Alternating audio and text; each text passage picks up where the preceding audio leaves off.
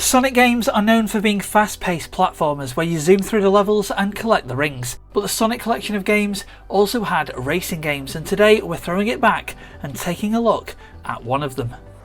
Sonic R was released in late November, early December of 1997 for the Sega Saturn and a year later for PC. What you're seeing on screen is the PC version. Sonic R was developed by Traveller's Tales and the Sonic team and published by Sega. It's got both single player and multiplayer modes, and within the single player Grand Prix this is the game's main story. However, there's no cutscenes.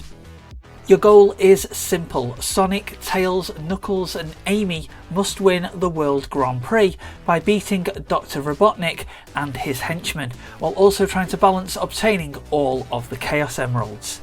The Grand Prix mode is where you'll unlock other characters, but also upgraded versions of the default ones, the likes of Metal Sonic, Metal Knuckles and Super Sonic.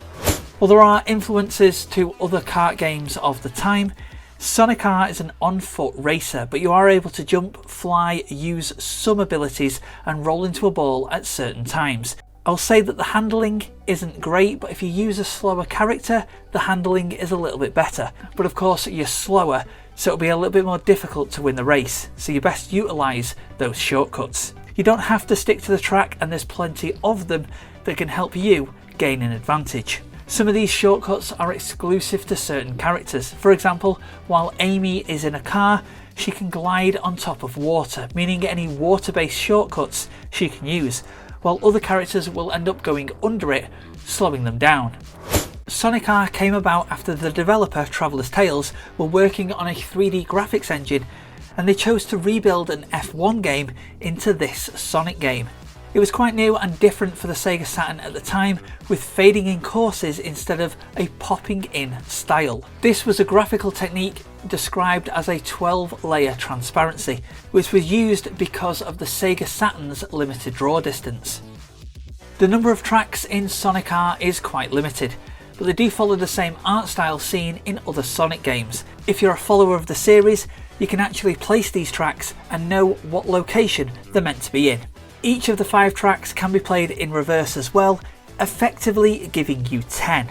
Is this enough for a modern day game? Probably not, but back then with limited capacity, it's probably okay. Sonic R has quite a few Easter eggs and hidden secrets, but the first one you can actually find is on the title screen itself. Use the directional controls to move the R in the Sonic R logo, spinning it around and changing its colour. And there's also a hidden music track that will play if you're playing a certain stage as Super Sonic. While being an older title, Sonic R has received quite a bit of a cult following. It's got a dedicated fan base and plenty of speedruns on YouTube.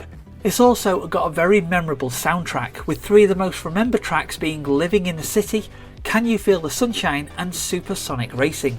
Incidentally, these tracks were remixed and used in later Sonic games. Critically, video game aggregator Game Rankings gave this a 70% for the PC version and a 69% for the Sega Saturn, with the game's visuals being considered its strongest feature. There was also a very heavy marketing campaign across various gaming magazines in the lead up to Sonic R's release. So overall, here's what I think. It's an okay racing game. The tracks are short, but they have enough about them to make you want to replay them. Try out different shortcuts and different ways of getting to first place. Overall, it still provides an authentic Sonic experience. Controls can take a little bit of getting used to, and it can at times be difficult to run in a straight line, but once you get your head around them and play the game for a little bit, it's absolutely playable.